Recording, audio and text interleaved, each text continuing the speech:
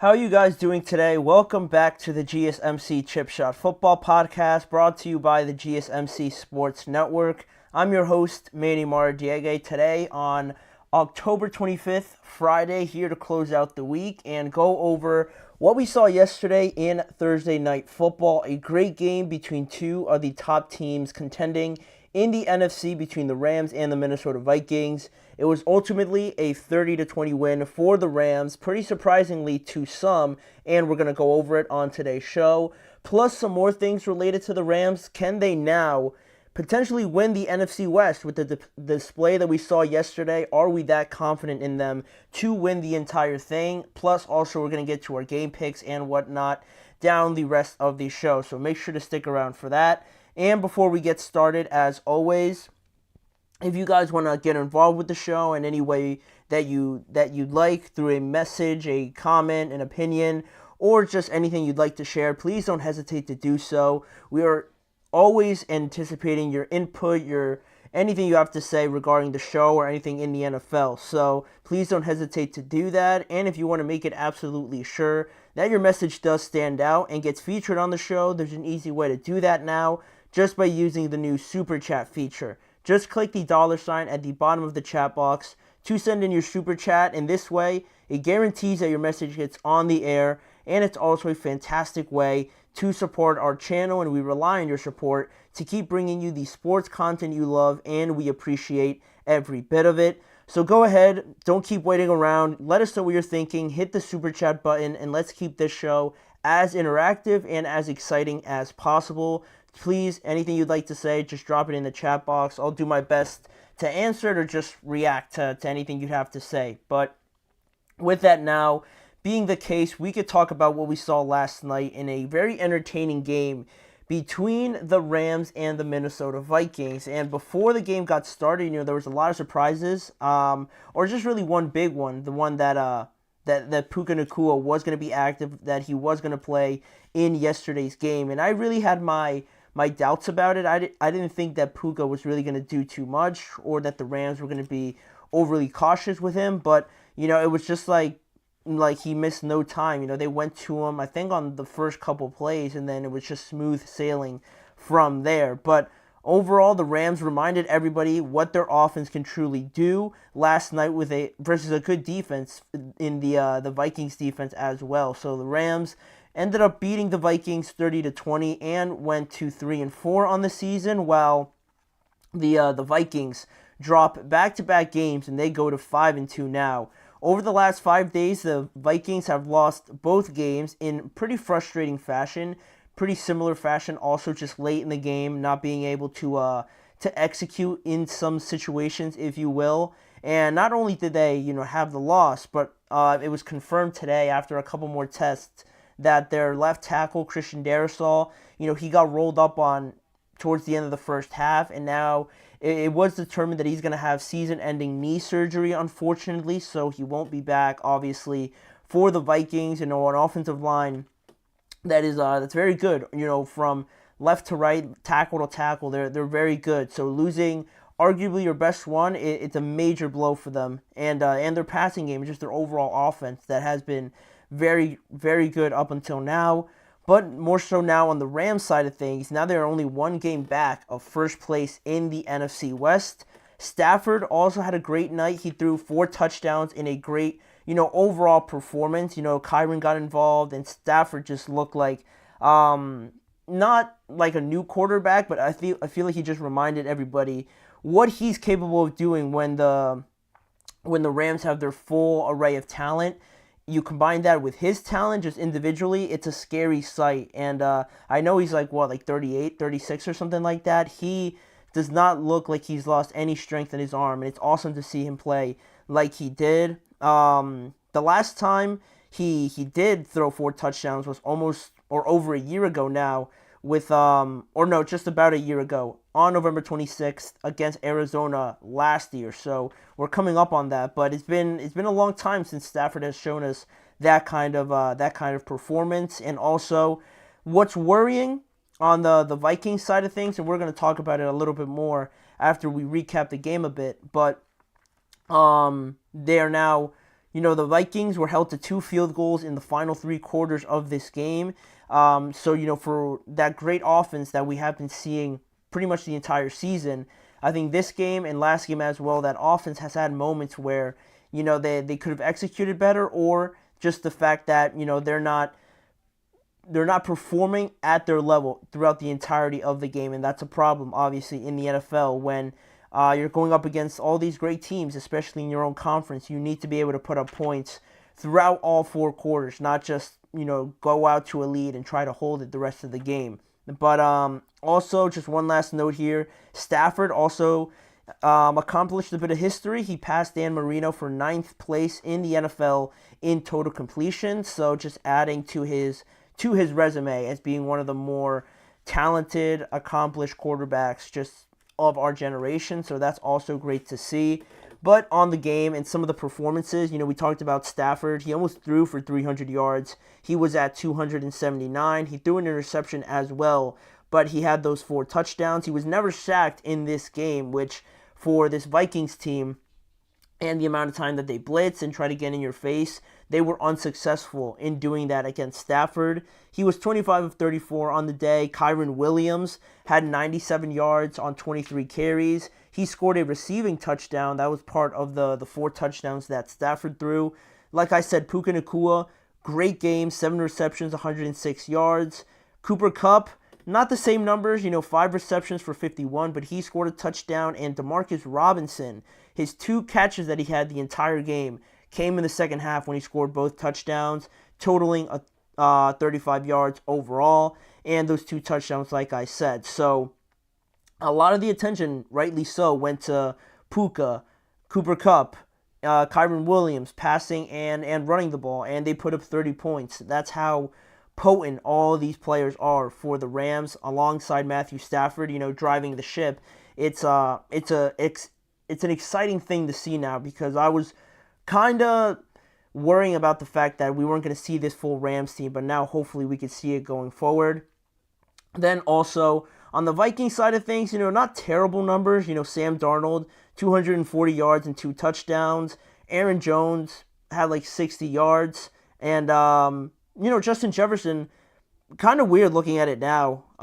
He had 8 receptions for 115 yards. No other receiver, no other pass catcher had more than 2 receptions. So there's a bit of that. And it didn't seem to be a problem before, but over the last couple games, it seems like the offense has started a bit when Justin goes cold a bit, and Sam isn't necessarily finding him the quickest or the easiest way possible. These other guys, I don't know if it's a lack of trust or they're just not getting open or anything like that. Jordan Addison's a great player, but they're missing something when Justin Jefferson isn't, getting open and teams are just trying to take him away. I think we need to see more out of everybody else. But that was how the game played out, or some of the performances from the game.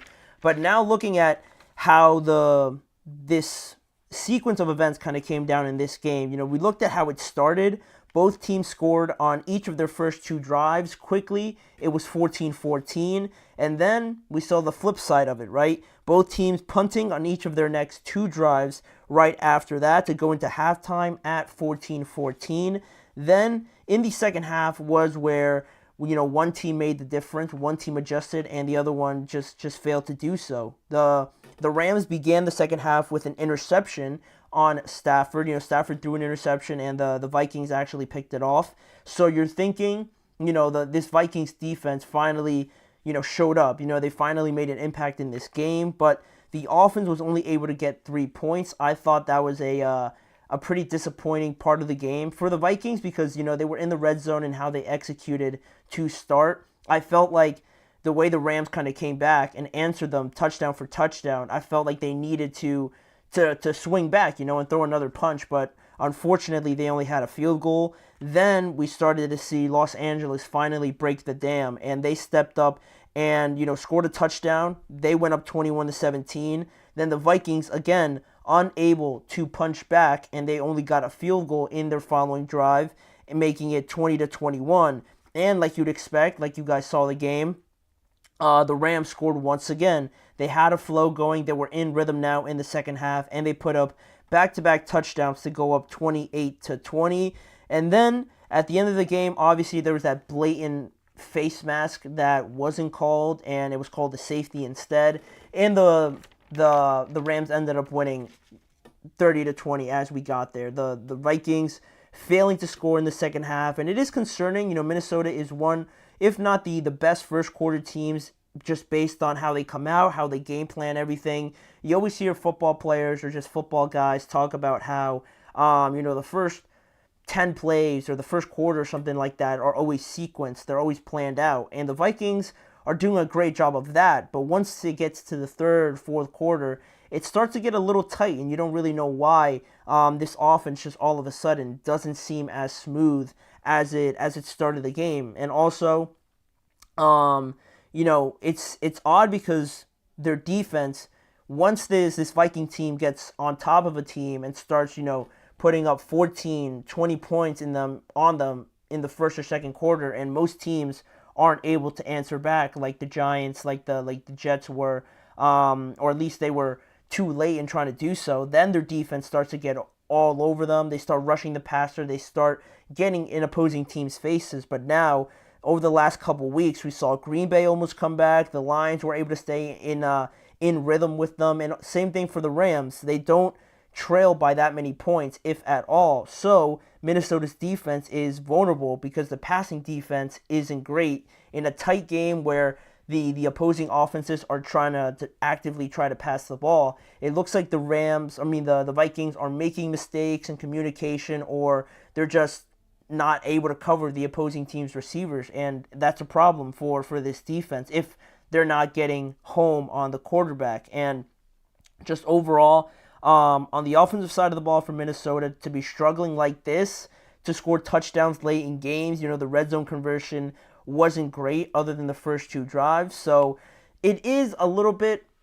noticeable. It's noteworthy, but I'm not freaking out about this Vikings team.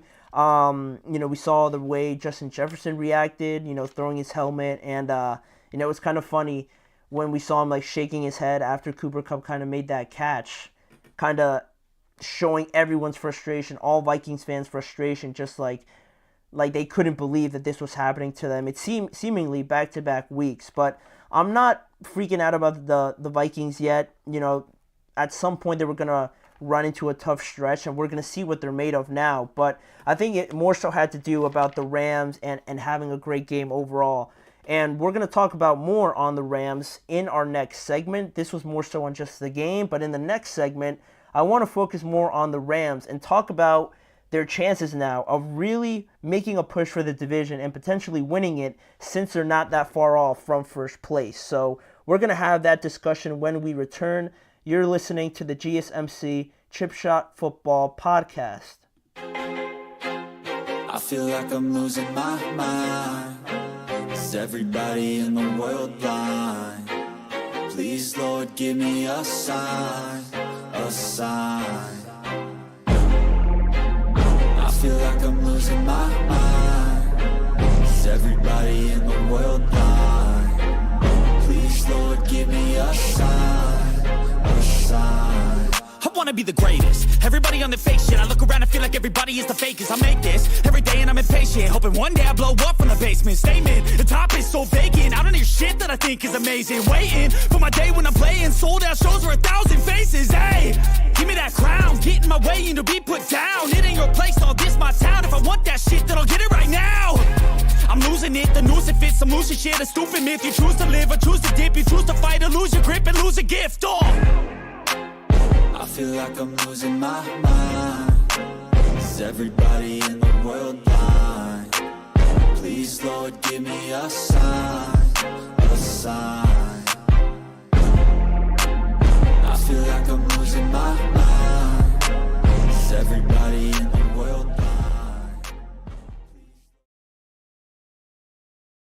We are back now on the Chip Shot Football Podcast to continue on a little bit talking about the Los Angeles Rams specifically, because last game, you can say what you want about the Vikings, and like we just talked about, not being able to finish out games and score towards the end of the games, and also their defense kind of making you a little bit nervous, a little bit anxious about how easily other teams pass on them. But I think more so than not, I just wanted to talk about the Rams and bringing up the idea that this team, for all of this season, I felt like they were being really done wrong just because of how unlucky they were. Right from the start, I think we heard something last night like Cooper Kupp and Puka Nacua had only played like 24 snaps together, and then everything, kind of derailed on themselves. Puka got hurt, Kupp got hurt the following week. Their offensive line got completely destroyed the first couple of weeks. So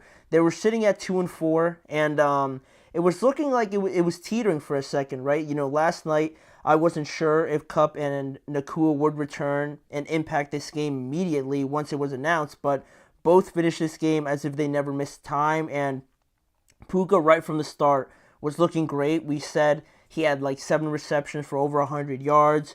Cooper Kupp, same thing. He made some big catches down the end of that game where they needed some of those big catches, and Matthew Stafford went to his go-to guy, and Cooper Kupp stepped up in those big moments. And overall, you add Kyron into the mix, and one of the best teams in the NFL, or versus one of the best teams in the NFL, the Rams, are starting to show their real selves now, I believe. The real season for the Rams starts right now. They're very fortunate to make it through the first, 7 weeks, and kind of stay afloat, right? Because there was all those talks about the Cooper Kupp trade. If this season was really going to go the way it was trending, do you try and cash in on Cooper Kupp? Do you try and get something out of him? And then at that point also, if you're going to trade away Cooper Kupp and really just punt away the season, what do you do with Matthew Stafford also? Do you consider moving him? Because if you're not going to have Kupp, not that there's no reason to have Stafford, right, because he's a good quarterback, but the chances of you going all the way and having your best chance to win greatly diminish if you take away his best receiver. So all those talks were swirling. Everybody was already anticipating the fall of this Rams team, but they stepped up. They had both of their guys back, and they played big roles in this win, and now the entire picture changes, right? We talked about, specifically with the Cooper Kupp trade, about how this game was going to affect really the way this trade was going to go. If they were to lose, more of those calls were going to come in, more speculation and, hearsay was going to be spread around about the fact that the Rams probably needed to cash in on Cooper Kupp because the season was not going to go the way they wanted to. But now, like I said, the real season starts now. They're 3-4. They're lucky to be 3-4. I would say that. I think that's fair just because of how much talent they truly lost. It shows their potential, one, that they were able to be in these tight games. The Bears game could have gone their way, but unfortunately they lost it. They got blown out of the building by the Cardinals. That was a pretty embarrassing loss, more so of an anomaly sort of game. But, those games happened. They went through their tribes and tribulations, and now they're sort of, battle tested now, if you will. They're able to face the rest of the season, and I think in some of the best shape out of any team in their division because, well, before we get to that, before we get to analyzing the other division, or the rest of the division, I should say, Matthew Stafford talked about similar thoughts that I'm giving out here, and how this game was a big win, but also getting their guys back, and how it looks also going forward. Matthew Stafford said, "It's what you envisioned when training camp started, and it's nice to have those guys back. I said it earlier, but I really do think it was great for our entire team." And he mentioned special teams, defense, on how having everybody back really impacted all phases of the game and how they were able to complement each other more. The offense wasn't, getting off the field too quickly. The defense, for how young they are and still trying to learn a lot of things, I think they're maturing very quickly. If you don't know about Braden Fisk, and you don't know about Jared Verse, I think they're first 2 draft picks in this year's draft. You gotta really look into both of those guys, because Braden Fisk, isn't having the numbers that Dexter Lawrence is having or something in the interior defensive line, but he is impacting a lot of how effective their defense is, right? He is being a presence, a nuisance in the middle of their defensive line, and he's getting after it for sure, creating a lot of pressure as well. And also, his Florida State teammate from a year ago, Jared Verse, is really starting to develop into a very serious threat for this Rams team in his first year, coming off the edge. We saw Christian Darrisaw, who's one of the best left tackles in the NFL, kind of struggle with him a little bit. He's very fast. He's very strong coming off of the left side of the offensive line. So, Darrisaw, he's one of the best in the business. So for him to be struggling a little bit, and then once he went down, the rest of the game, there was a lot more pressure, as you saw, being placed on Sam Darnold. So now that their offense is whole again, this defense, I think, is only going to get better with more experience that those two guys get. And I haven't even mentioned Kobe Turner, another one of their young guys just from a year ago, and Byron Young, who not a lot of people know, but he is one of their most important players. So this defense, the way it's going, special teams like Matthew Stafford also mentioned, and of course their offense, they're whole again. And I think, at the beginning of the year when we were doing, our playoff predictions and who was going to make it, I was almost certain the Rams were going to make it, and that's why I was pretty bummed we were going to just derail their season and not even give them a chance. But now that we see that they're whole again, I really think that they could come after this division, because you look at the teams in there right now. Seattle is in first place right now. They're 4-3, I believe, and they can't do enough to convince me. They just came off of a big win. That was pretty convincing and pretty impressive. But in other games, against the 49ers, they had a lot of turnovers. That was a big problem for them. Their defense struggles a bit against the run, and they're not the most effective team running the ball either. They really try to emphasize the passing game. I think that's where they have the most success. But now DK Metcalf is a little bit banged up, and there is a chance he plays this week. I'm not sure how entirely sure they feel about him playing this week against the Bills. But if that game goes against the Seahawks, then really the way that this is all kind of turning out for the Rams, they're only about a game behind of them. And I could check really quick, but it could be next week where the Rams actually play the Seahawks, if I'm not mistaken. And if that's the case, that's a huge game for the Rams play the Seahawks next week. So if the Seahawks were to lose this upcoming week against the Bills, then this Rams team could easily take over that spot in first place, all bearing on how the 49ers do also. But the 49ers don't really convince me either. They have some injuries.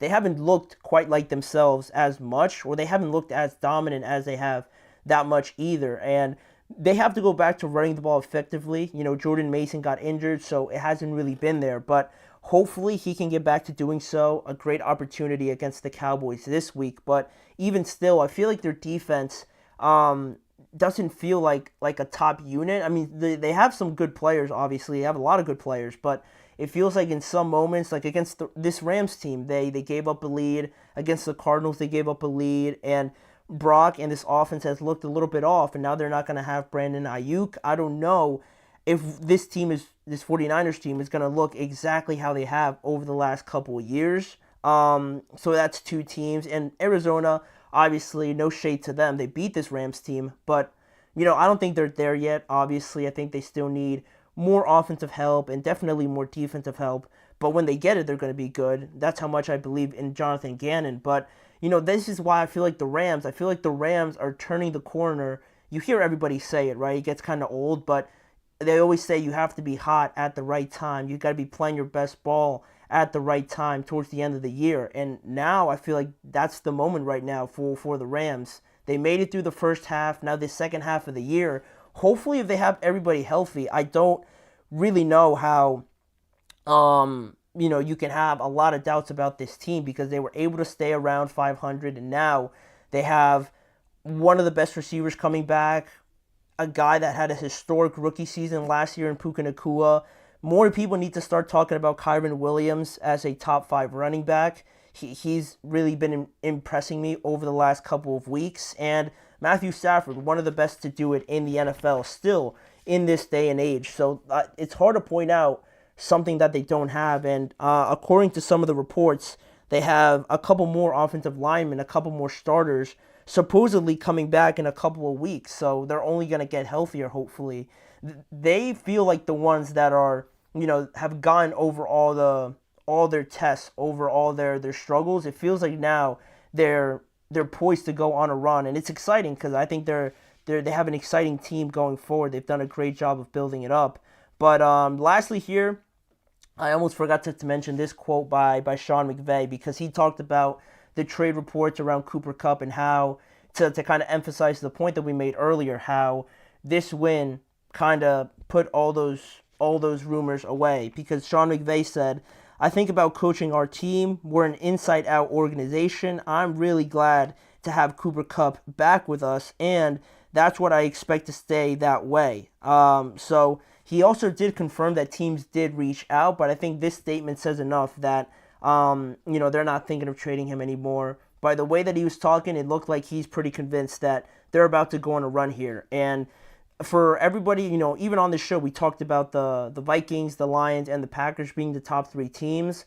I didn't anticipate the Rams getting everybody back just this week, so don't sleep on the Rams. Don't sleep on the Rams. They're a sneaky good team. They have a lot of offensive firepower, and not a lot of teams have a shutdown defense to withstand all of that. So watch out for the Rams. They're most definitely here already. Look for them to go on a run over the second half of the season. But with that being said, the Rams got a win last night. And speaking of those wins and losses, we're going to get to part 2 of our game picks for Week 8. We did part 1 yesterday, and for time reasons, of course, we're going to finish part 2 today. So stick around and find out who I think is going to win and lose in Week 8 when we return. Looking for your daily fix of sports talk without having to pay for it? GSMC Sports Network is available on YouTube. Just search GSMC Sports Network. Get your fix of daily sports talk shows on YouTube, absolutely free. NFL, college football, NBA, MLB, MMA, UFC, fantasy football, and so much more. GSMC Sports Network has shows running all day long, with new sports shows starting every 2 hours. Just like on your favorite cable sports channel, except GSMC Sports Network is absolutely free. Just search GSMC Sports Network on YouTube to catch one of your new favorite shows, like the GSMC College Football Podcast, Chip Shot Football Podcast, Hoops and Heels Women's Sports Podcast, GSMC Basketball Podcast, and so many more. Check it out for yourself. GSMC Sports Network, now available on YouTube absolutely free. Search GSMC Sports Network on YouTube right now.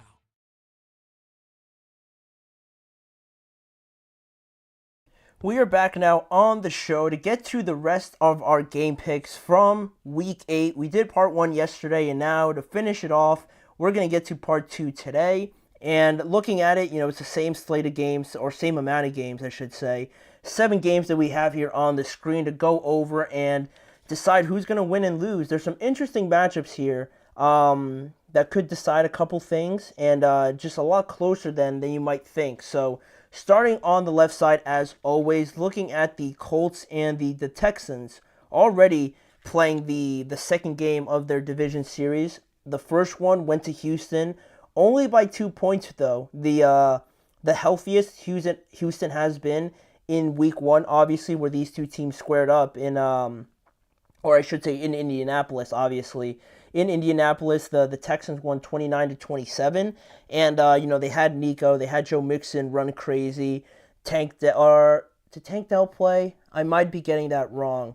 I feel like he might not have played, or he did, but he didn't really do too much. But regardless, Stephon Diggs, obviously, but this time around, there's not going to be any Nico. That's kind of altered a little bit the passing game. It feels like CJ is missing him more than I anticipated. And also for the Colts, on their side of things, they could be getting DeForest Buckner back. He's in line to return. I think he was a limited participant yesterday, so he could be making his return pretty soon this week, if not the following. Jonathan Taylor, he is set to return also from his leave away with a high ankle sprain. He practiced fully over the last couple days, so expect to see him out there as well. And the Texans, on that point about DeForest Buckner potentially playing, they've had some trouble protecting CJ. It was a problem last week where CJ showed a little bit of frustration with the lack of time or the amount of pressure that was getting through. That's something to look out for, because this game was already close. Now you're not going to have Nico, and they could be getting DeForest Buckner back. Could become an annoying problem for the Texans if they're not careful. It should be close again, though. I feel like Anthony Richardson, we saw him have a big game against the Texans as well in the first time around. So if he's able to kind of piece it together again and show more of the week one Anthony Richardson than he has over the last couple weeks, this game could be a lot closer than I feel like a lot of people are giving it credit for. And, but still, I think I'm still going to go with Houston. I know I'm going to go with Houston, not I think, but because they'll be back at home. Indianapolis's running threat is a problem with Anthony Richardson and Jonathan Taylor coming back. Their offensive line is really underrated, I feel. I feel like not enough people talk about them, but their run defense is still not great. DeForest Buckner is going to help a lot with that, but, he was there for that first game. And Joe Mixon ran wild. He almost had 150 yards rushing. On average, the Colts' run defense ranks 31st in the NFL, allowing 160 rushing yards per game. So it's hard for me to pick anybody that's allowing that amount of yards through the ground. I'm not sure if even the Cowboys are allowing that much. So because of that reason, I think Joe Mixon's going to have another big game. I'll take the Texans to win and go to 6-2. Then just moving down one line down, we have the Saints at the Los Angeles Chargers. It looks to be Spencer Rattler starting again.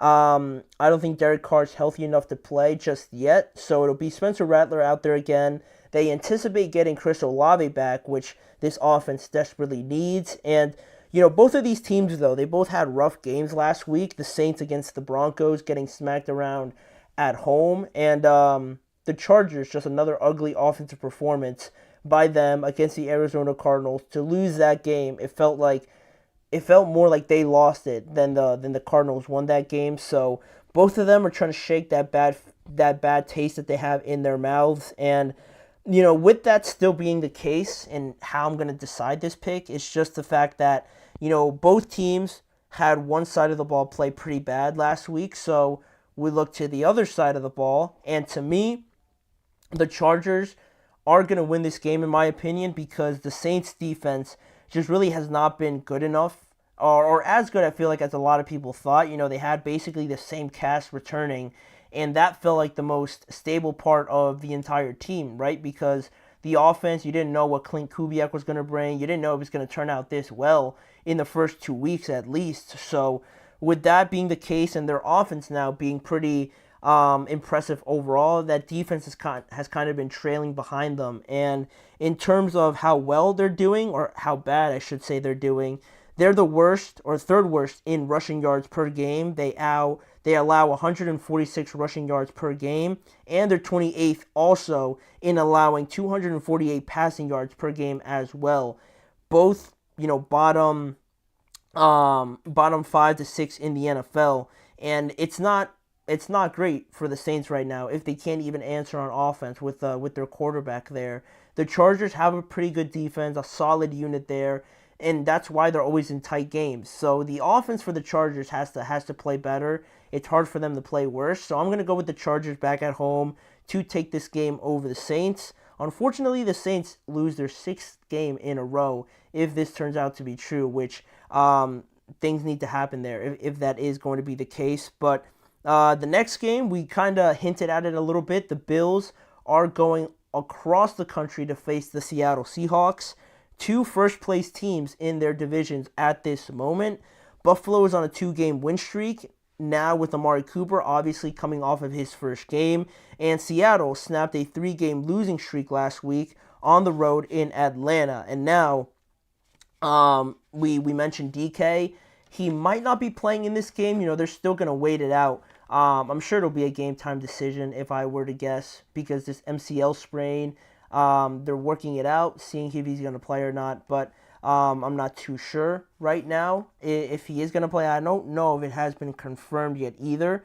I will check, though. But elsewhere in this team, in this matchup, it's I'm looking at this Buffalo defense, right? It's sneaky it's sneaky good for not maybe having the big names. Von Miller right now is out suspended, so he's not being able to play. But still, they've held their opponents to some pretty low scores. Last week they only allowed 10 points to the Titans, and I know it's only the Titans, but still, it's something, right? This defense is able to get turnovers. They're able to make the opposing offense pretty uncomfortable. And now that I'm looking at it, DK is doubtful for the game on Sunday, so he's probably not going to play. So that answers our question. But, this Bills defense is pretty sporadic in how well they play day in and day out. The Seattle defense, though, on the other hand, had arguably their best game, but overall in the entire season hasn't been playing great either. So for that reason, I think with how much Seattle depends on the passing game, I'm going to go with the Bills because DK is probably not going to play, and I think that would be a huge loss for them. Geno is almost always looking for DK on any of these passing plays, and, Jackson Smith and Jigba is good.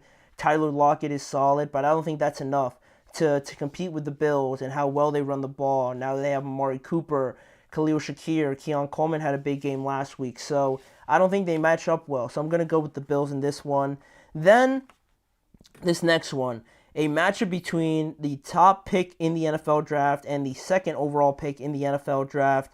Hopefully, Caleb Williams taking on Jaden Daniels. Jaden Daniels is a little bit, risky to play in this week because he hasn't been practicing this week because of that rib injury. So hopefully we can see this matchup. Hopefully it's not Marcus Mariota. No offense to Mariota, but everybody wants to see the top two picks play against each other, especially now that it seems like they're turning a corner a little bit. And Caleb certainly enters this game playing a lot better, along with their whole team at that. And Washington, they got running a little bit faster than the Chicago Bears did, right? They came out the gate looking pretty impressive. Jaden Daniels looking pretty impressive earlier than Caleb Williams, so that was great for them. But there's Jaden Daniels and his injury. He didn't practice yesterday, so we'll have to monitor that. But Chicago's defense has been really good, and I don't know if I fully trust Washington's defense, kind of, comparing both sides of the ball. It's not bad, but I feel like they need more guys that when you think of the Washington defense, you think, oh, like this guy plays there, right? And, they have like Daron Payne, Jonathan Allen's out for the entire year now that he tore his pec, so that's pretty big. Bobby Wagner, he's a little bit older. I wouldn't classify him as being in his prime. Whereas when you look at the Chicago Bears, you think of Montez Sweat, you think of Jalen Johnson, who just got a bag over the offseason.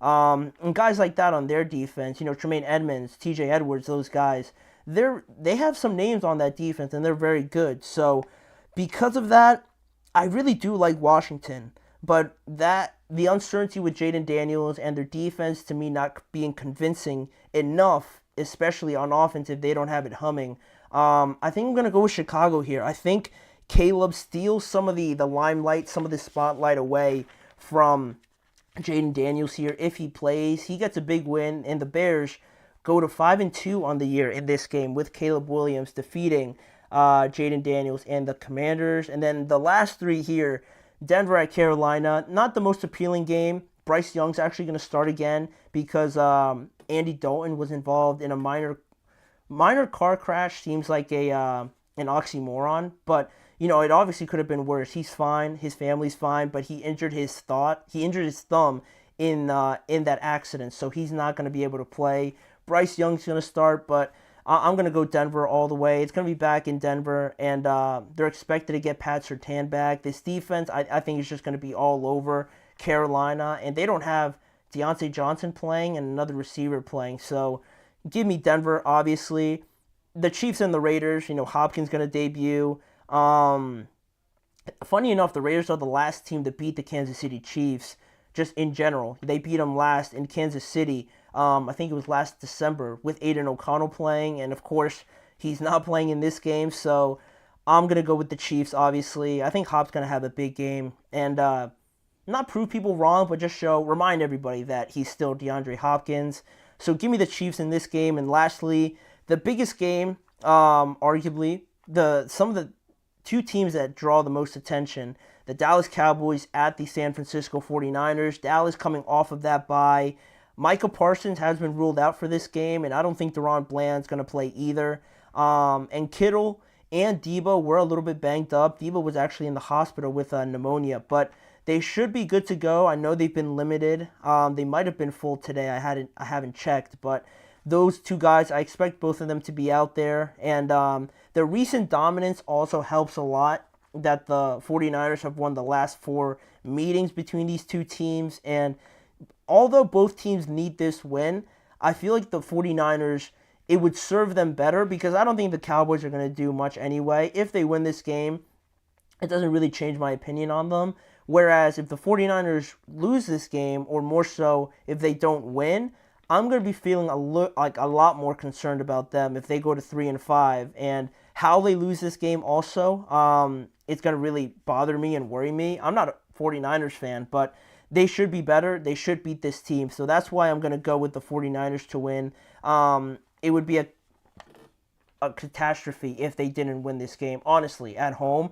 If they lost back-to-back home games like this, it would not go well in San Francisco. So there'd be a lot of questions to be had if that was to be the case. So I'm going to go with the 49ers. They need to win more than the Dallas Cowboys do, certainly. So I'll take those picks, and those are all the picks now, all 14 games on Sunday. We're going to talk about the Monday night game, obviously, on Monday. So let me know what you guys think of those picks, and give and drop your opinion as well on any of the games you thought of over in the chat box. So with that now done, we have a couple more topics to get to, a couple interesting conversations I wanted to have. One of them, looking at the NFL right now, which teams at this point, week 8 in the NFL, have their season on the line? Which team's season could be done if they lose this upcoming week in week 8 on Sunday? I have 5 teams here that I believe will say goodbye to their season if they lose on Sunday. So stay around and find out which teams those are.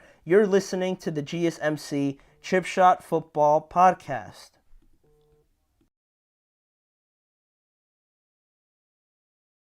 For the best and latest podcasts available anywhere, go to the podcast app on your cell phone and type in GSMC to access free content-rich podcasts on health and wellness, book reviews, sports, entertainment, relationships, social media, movies, technology, finance, and even weird news. Subscribe and download the GSMC Podcast Network's family of shows, available everywhere podcasts are found.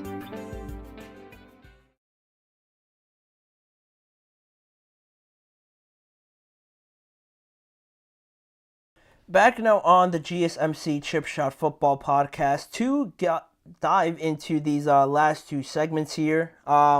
2 questions, 2 scenarios that I wanted to bring up on today's show, because I feel like already through, being in week 8 now, starting last night, we're about halfway through the season, give or take, and the field is starting to whittle down, in my opinion. There's 5 teams right now that I picked from this week in the NFL playing on Sunday that I feel like that need to stay alive. They're fighting to stay alive right now this week, and we're going to talk about these 5 teams, why these 5 teams would be done with a loss this week. And they're not in any specific order. I just have them laid out here, and I'm just looking at these 5 teams. I feel like if any of them lose, or all of them lose, whoever loses, I feel like their season is pretty much as good as done, just based on the reasons I'm going to give and the circumstances, right, and who they're losing to. So without further ado, starting off with the first team, the Jacksonville Jaguars. To me, they're sitting at 2-5 right now, and they're hosting the Green Bay Packers. We had Doug Peterson say that anything is possible when he was asked about what his chances are in winning the division or still being a contender for the AFC South. And although he did say that when he was asked about it, it would have to start this week, and I just don't see it happening against Green Bay. If anything truly was possible, they would have to really win this week, right? And against Green Bay, I think they've won their last 3 in a row at least. So the way their offense is playing and how they're piecing everything together, I don't really see the Jaguars going I believe, to Green Bay and trying to get this win. I don't see it happening at all. I don't like this matchup really because the Jaguars have one of the worst passing defenses, and Green Bay has all like endless amounts of weapons on offense, right? You know, from Romeo Doubs, Jaden Reed, Tucker Kraft, Dontavius Wicks, Christian Watson, Josh Jacobs, you know, you name it. I just rattled off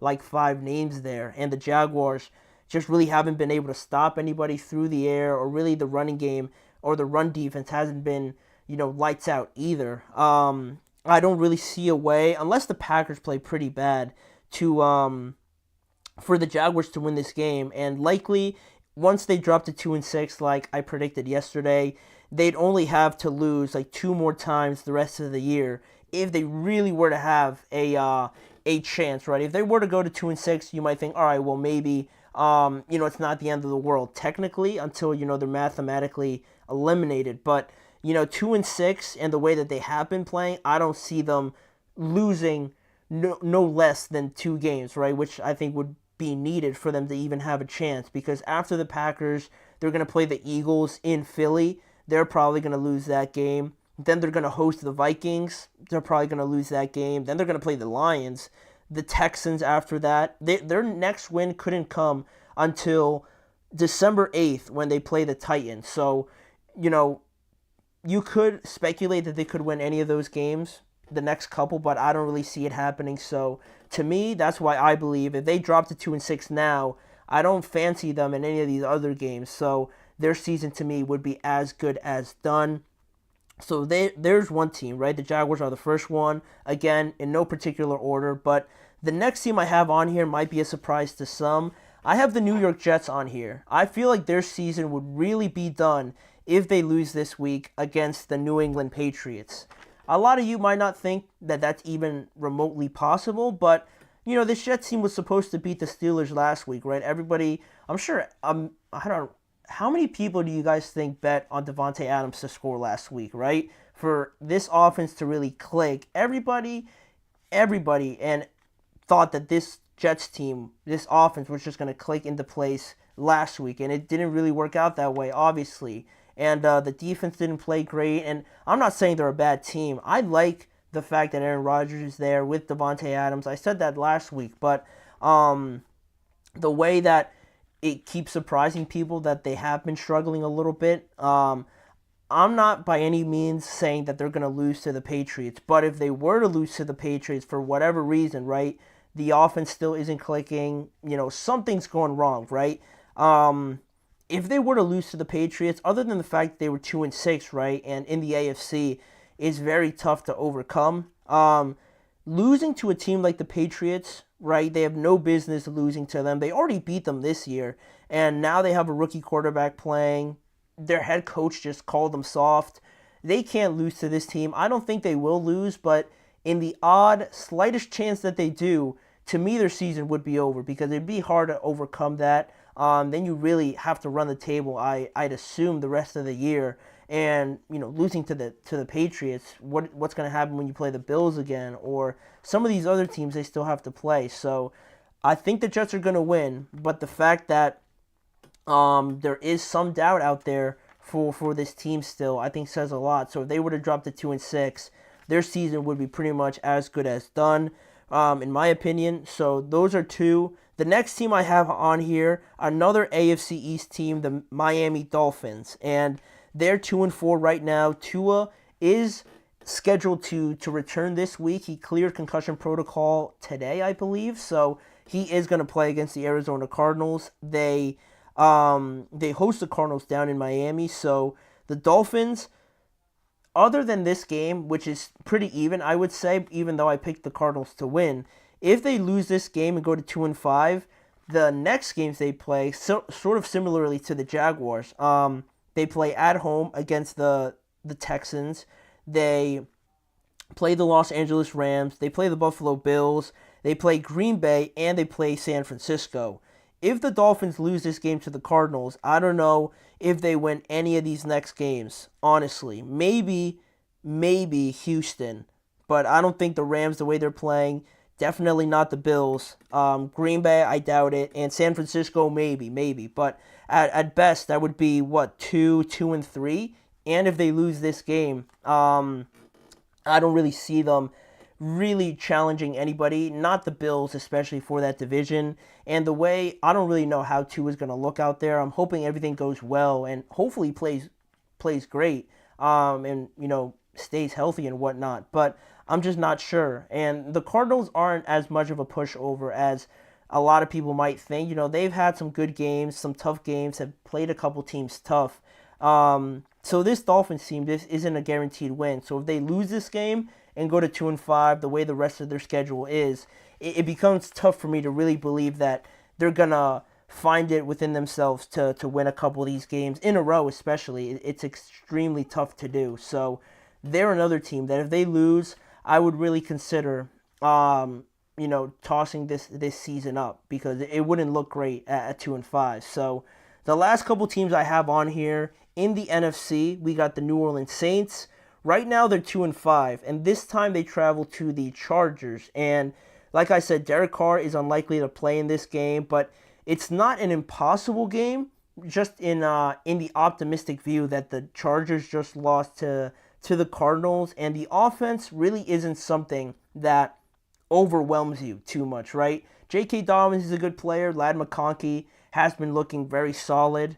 Quentin Johnson has kind of cooled off a bit, but it's really just Justin Herbert trying to throw to a bunch of tight ends out there, and Ladd McConkey here or there as well. It's not anything to really be threatened by, but they've won a couple games once their running game gets going and their defense is playing pretty well.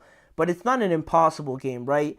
I say that, but the Saints also lost to an offense that also didn't really scare you with the Denver Broncos, and they lost to them pretty convincingly. So that's why I'm kind of getting the feeling I picked the Chargers to win in the game picks. So that's why I'm feeling like the Saints, this defense, just very easy to gain yards on, very easy to move the ball on, it seems, from some of the games that I've caught. So I like the Chargers in this game, obviously, but for the Saints to drop to 2-6, and especially if their defense plays bad again, I feel like something needs to start being planned there, because Dennis Allen being a defensive coach and for this defense to look this bad, it's unacceptable, quite honestly, with guys like Cam Jordan, Demario Davis, Lattimore on that defense, Tyrann Mathieu. They should be playing better, and that defense shouldn't be as easy to move the ball on as it has shown to be. So it's also unfortunate that they're dealing with injuries, right? If Derek Carr was playing in this game and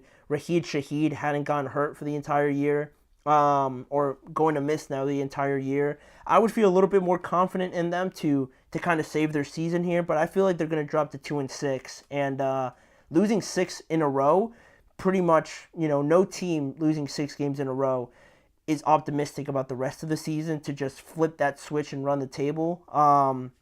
There's obviously some problems there. So to me, the Saints would be done and eliminated from any sort of contention with another loss. And the last team I have on here, the Las Vegas Raiders. They host the Chiefs.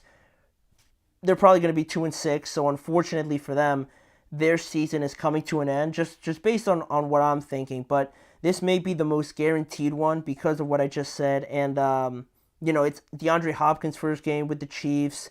I'm almost certain Max Crosby has been questionable. I don't know if he's going to play or not. I don't really think it'll make too much of a difference. Of course, you want him out there, but this offense for the Chiefs is really humming in the running game.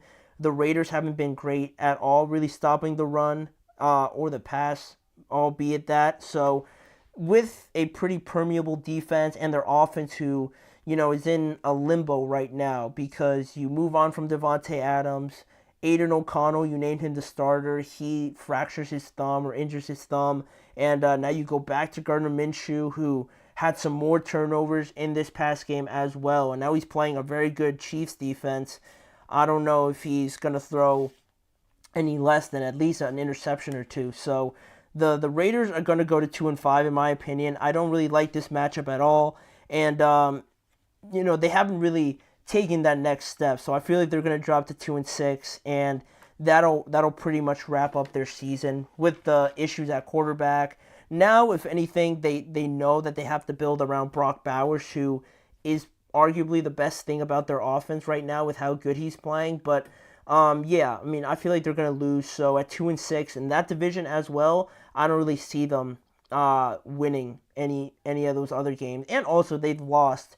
They're going to lose to every team in that division already. So it's not looking great for the Raiders right now. Their season might as well be as good as done with the anticipated loss to the Chiefs. So those 5 teams, keep an eye on them this Sunday, because if they were to lose, that would pretty much mail it in for them, in my opinion, based on the reasons that I gave and some of their schedules too going forward. But that is not the last thing we have on here. The last topic we have on here, again, has to do with the divisions, right? What are the chances that the first place teams currently right now in each division remain in first place towards the end of the year? Which teams have a stronghold on their division that we feel are going to be in first place come the end of the year? Or what teams in first place right now do we have no faith in that are going to be in first place come week 17, week 18? We're going to debate that in the last segment, so stay with me. We're going to be right back in just a few moments.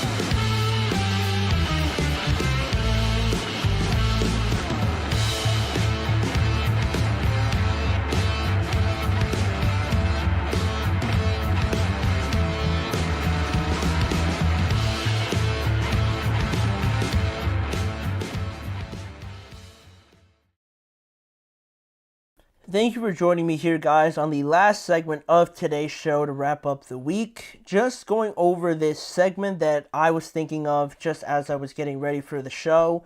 Looking at the divisions right now and how everything is still, for the most part, pretty close in all these divisions. You look at the AFC North, the NFC West, the NFC North. Everything is pretty much, within a game or at most a couple games. There's not a lot of divisions that are already mailed in, except maybe the AFC West, but everything else is still pretty close, regardless of everything else. So, looking at the first place teams now, and the way that the Rams, won yesterday, and how they could make a run at this division, it got me thinking, which other teams in their respective divisions could make a run at being in first place towards the end of the year? Which first place teams right now are per se going to crumble towards the end of the year, where they're in first place right now, but they're not going to be able to hang on to it towards the end, right? Of course. So we're going to go through each division here quickly, and I'll tell you which team is in first place right now, which team is in second place, and out of a 10 scale, 1 out of 10, I'm going to give you a score and see how likely it is for them to drop out of first place, right?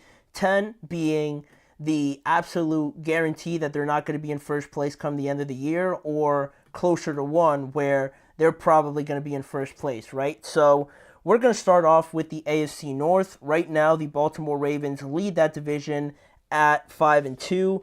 Pittsburgh is in second, also at 5-2, and out of 1 to 10 of that scale, I would say the chance that the Ravens don't finish first is probably like a 4 out of 10 in terms of worry that we have that they're not going to be in first place. The Ravens are in that conversation for being the best team in the NFL. So the way that they're running the ball, their defense is a worry, but when they just outscore everybody, it doesn't seem that drastic, right? When they're outscoring everyone, where they're running it on whoever, however many times. So to run the risk, and I am a Steelers fan, they have the same record, but to believe that they're not going to be in first place, I feel like this offense would significantly have to drop, and they're on a historical pace right now. It could be likely that they drop, but I don't think it would be that drastic that they don't finish in first, so that's why I gave it a 4 out of 10. It is a little likely, but it's not, by any means gonna happen. So the Ravens are pretty safe there at first in the AFC North. Then in the AFC East, right now, the Buffalo Bills are at 5-2. The Dolphins somehow are in second at 2-4. And on that scale of 1 to 10, how likely is it that the Bills fall out of first place? I gave it a 3. I didn't want to go completely to 1 or 0 just because, who knows, Tua can come back and resurrect this team. The Jets, they have a chance still with Rodgers and Adams there. They're going all in, so there is the slightest of chance there, but I still believe the Bills are the best team in this division. They're 5-2 right now. They have the complete opposite record of everybody else in this division, so it would take a lot of the Bills' wrongdoing as much as it would everybody else playing really good. Both those things have to match up for what I believe the Bills, dropping off that significantly. So the Bills are also pretty safe in this division. The entire AFC East has sort of disappointed, except the Bills, which is not what I predicted. But regardless of that, the Bills should stay in first towards the end of the year. Then looking at the AFC South, we got the Houston Texans at 5-2. The Colts are in second place at 4-3, not too far behind at all. So, with that being the case, I know I picked the Texans to win, but on a scale of 1 to 10, I would say this one's about a 5. I would think the Colts at this point in time are their biggest threat because the Jaguars aren't good at all. The Titans, not that good either. So, the Colts are their biggest threat, and the Colts do have some excitement, some potential there. But I'm not too sold yet on Anthony Richardson. He had a good game against Houston, but I still picked Houston to win. So by that accord, Houston would go to 6-2, and the Colts would go to 4-4. And I don't really sense too big of a threat from anybody else in this division. I sense a bigger threat from the Steelers to the Ravens than the Colts to the Texans, in my opinion. So that's why I feel like 5 out of 10 is pretty reasonable for this. It could potentially happen if let's say the Texans continue to struggle protecting C.J. Stroud and, the passing game really isn't there. Teams hone in on the run. Maybe then there's a chance. But other than that, I don't really see it happening. So I gave it a 5 out of 10, right there around the middle. And lastly, in the AFC, Kansas City at 5-2, Denver in second place at 4-3. I gave this one a 0. 0 out of 10. I'm not even sweating this one. The Chiefs might as well have already won it. I don't think they've played Denver yet, but if that's the second place team, they're not quite ready yet, obviously. They've had some good games, rookie quarterback though. The Chiefs are going to win this division. No fun anymore with this division. And they got DeAndre Hopkins. Yeah, there's no risk in them losing this one. So moving on to the NFC now, starting once again from the NFC North, the Detroit Lions are in first place at 5-1. Minnesota in second place now at 5-2. So on a scale of 1 to 10, I gave this one a 7. I think there's a solid chance that the Lions don't finish in first in this division. The loss of Aiden Hutchinson, we haven't necessarily seen it yet, but I still think that's a huge loss. They're amazing on offense, but you can't just not have a pass rusher, a prominent one, on the defensive side of the ball. Not even one to reliably get to the quarterback and have a recognizable name trying to get to the quarterback. I think that's a huge hole that, they're going to beat the bad teams. They're going to handle the pretty average to bad teams. But when they play the good ones, like the ones in their division, I feel like that could be a big emphasis, obviously, that they just don't have anybody rushing, so they give the opposing quarterback time to throw. That's why I gave it a 7 out of 10. Don't sleep on the Packers. Once those two teams meet up, I will have a better analysis of how they match up, but don't sleep on the Packers. Even the Vikings still, they arguably could have won that game if their defense, wasn't on this sort of down run that they're on right now. But this one's very close, as risky as it is for any first place team to potentially fall out of first place. So the Lions, by no means right now am I 100% certain that they're going to stay in first place. So I gave them a 7 out of 10. Then in the NFC East, Washington at 5-2. The Eagles are in second at 4-2. And for this score, I also gave it a 7 out of 10. I love the Commanders, right? I think they're playing great. I love that they completely changed this around from top to bottom in their organization. I think it's great for them. But, they haven't really been here in a couple years. Young team, right? Led by a rookie quarterback. He looks super mature, but still a rookie, obviously. And outside of Terry, I can't imagine that the other guys are really going to produce consistently like a Terry, like some of these other receivers will. So there's still a good amount of doubt in me about the Commanders. And the Eagles, they're just a game behind, right? The Commanders have played one more game than the Eagles. So with that being the case, it feels like the Eagles have finally realized that they should use Saquon as much as they can. AJ is back. He's healthy now. Same with Devontae Smith. And their defense is kind of piecing it together as well. So the Eagles, for as rough as it's looked, they're right there, right? And they have a lot of talent. So a lot of the times that makes up for a lot of this doubt. And that's pretty much it. The Giants aren't going to win it, and I don't think that the Cowboys are either. So it's going to be up to Philly, and I think Philly is coming.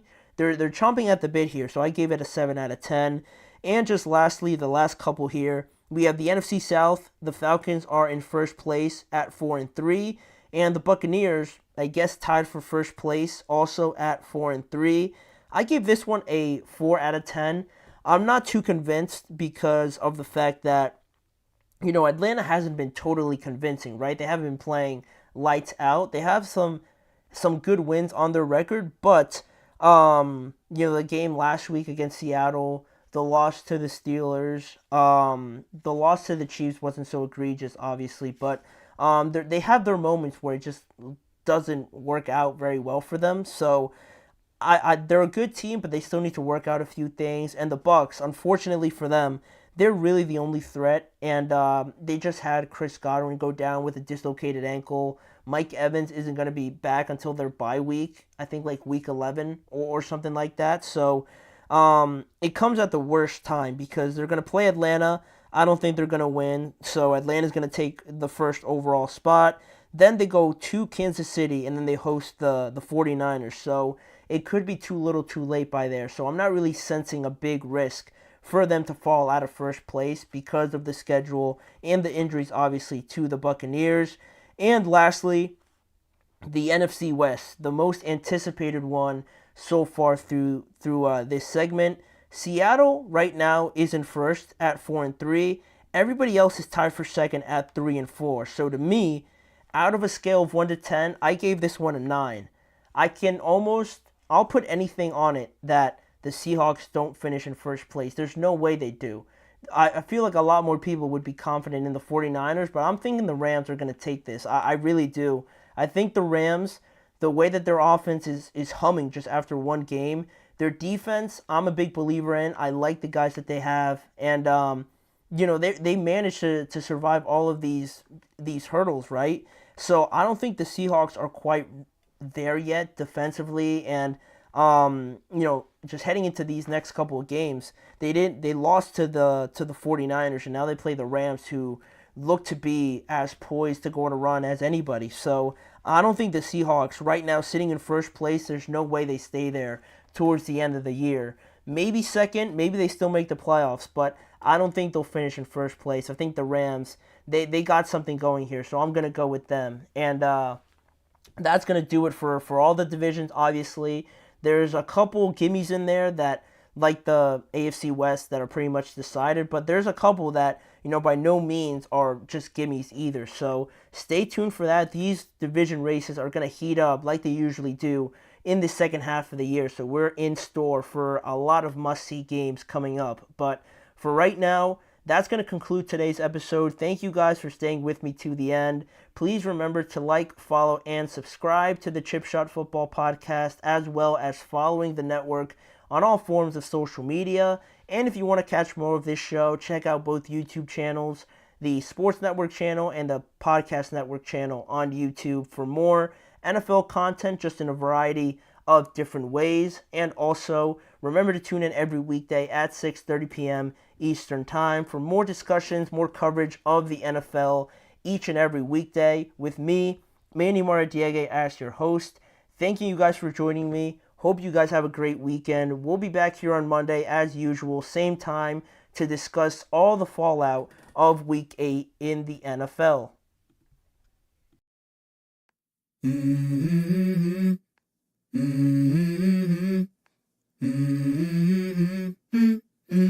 Let's go.